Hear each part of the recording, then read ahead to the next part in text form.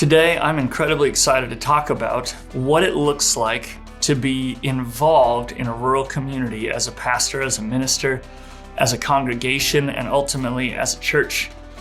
Obviously, as pastors, there's a ton of times where we are doing things that are directly gospel-oriented, right? There's the preaching and the teaching and the Sunday sermon and all these things, and yet in a rural community, if we're going to truly be involved in the community in a way that makes space for the gospel through our church, it's something that we're going to need to maybe work on outside of the four walls of the church. And so the model that I love to use and look at is the model, of course, sounds obvious, but the model of Jesus.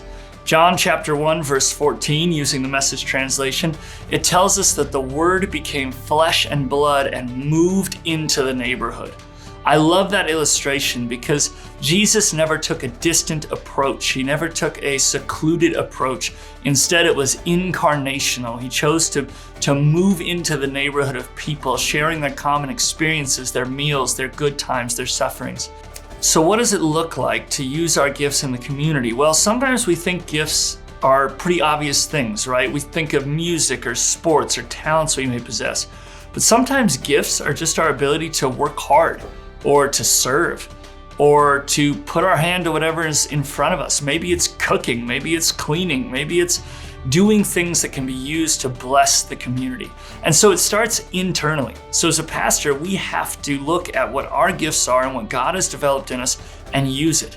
From there, we turn to our congregation, the group of people that we gather around us, and we look at them and say, what are your gifts? And we use our pastoral ability and God's help to really hone in on what it is they can contribute to their community, and we make space for it. We encourage, we challenge, we preach, we teach, and we celebrate when people use their gifts in their context to affect the greater community. Maybe it's through their business, their hobbies, the activities their kids are involved in, all these different things, and we find a way for people to be involved in their community with their gifts. Finally, as we collect gifts, as we understand how we move and operate, as we understand how our church people move and operate, what begins to emerge is a church identity, a collection of gifts that makes a body, and a collection of gifts that becomes one big picture of how our church can reach out to the community around us. Maybe you start to find underlying themes like generosity, or maybe it's maybe it's construction. Maybe you are the best church ever at hosting funerals and being with families in times of grief, but you see how people's gifts begin to work together. And so you've got the individual, the congregation members, and finally the church. But this process wouldn't be complete without another equally important step in reaching our community and being incarnational, and that's prayer. One of the things we have to recognize is that as we're developing our gifts, it has to be with a heart that prays and says, God, show me the need. So every time the pastor gets up to use their gifts, God, show me the needs of my community.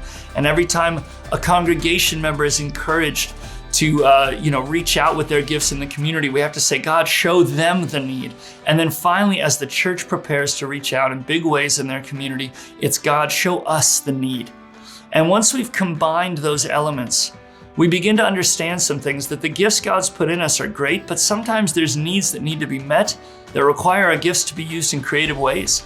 And we need to be open to that.